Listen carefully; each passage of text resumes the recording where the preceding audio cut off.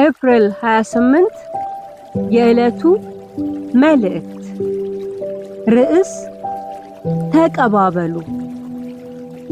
ስለዚህ ክርስቶስ ለእግዚአብሔር ክብር እንደተቀበላችሁ እንዲሁ እርስ በርሳችሁ ተቀባበሉ። ሮሜ ምዕራፍ 15 ቁጥር 7። መቻቻል የሚመጣው ክርስቶስ እኛን እንዴት እንደተቀበለን ስንረዳ ነው። እርሱ እኛን የተቀበለን ኃጢአተኞች፣ ደካሞችና ጠላቶች ሆነን ሳለን ነው። እርሱ በዚህ ምልልስ ውስጥ የነበርነውን ተቀብሎን በደሙ ካጠበን በኋላ ጻድቃን አድርጎናል።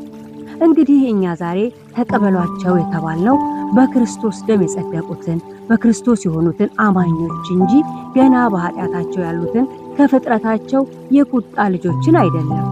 በሌላ አገላለጽ በክርስቶስ ድነት ያላገኙትን እንወዳለን።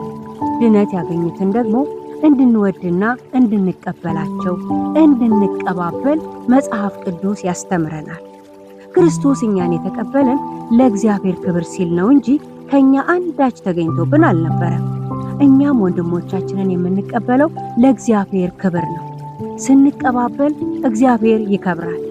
መቀባበል የማንፈልግ ከሆነ ግን የራሳችንን ክብር እየፈለግን እንደሆነ ያሳያል።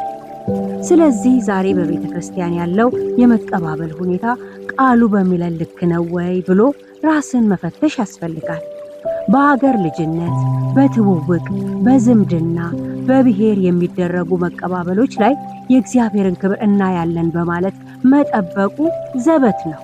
ምክንያቱም ከቃሉ በተጣረሰ መልኩ እየኖርን የቃሉን በረከት መጠበቅ ሞኝነት ነውና። የነገሌን አልቀበልም በማለት በድፍረት የምንናገረውን ነገር አቁመን ክርስቶስ ለእግዚአብሔር ክብር እኔን እንደተቀበለኝ እኔም ሌላውን እቀበላለሁ፣ በዚህም እግዚአብሔርን አከብራለሁ የሚል አቋም ይኑረን። በመቀባበል ውስጥ ፍቅር ይገለጻል። ጸጋ በአግባቡ ይሰራል። መቻቻል ይዳብራል። አማኞች እየተያያዘን ራስ ወደ ሆነው ወደ ክርስቶስ ማደግ እንችላለን። ስለዚህ ከዚህ በፊት እሱን ወይም እሷን መቀበል አልችልም ያልናቸውን ሰዎች ዛሬ ላይ ልንቀበላቸውና ከነርሱ ጋር ህብረታችንን እንድናጸና ወንጌል ይመክረናል። ተቀባበሉ የምርጫ ጉዳይ ሳይሆን ትዕዛዝም መሆኑን አንዘንጋ። እንደ ተቀበላችሁ ተቀባበሉ።